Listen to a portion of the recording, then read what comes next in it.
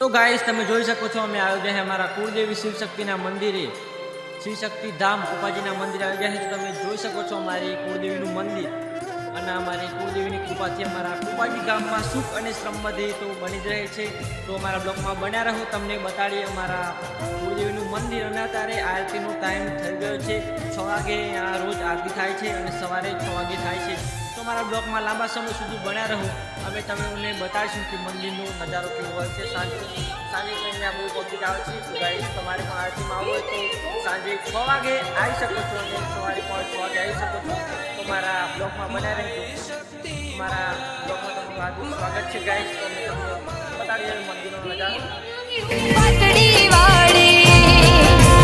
પાટડી વાળી શક્તિ માં મને આપની યાદ સતા. આમાં પોતે ઉતારતા કોઈ નથી.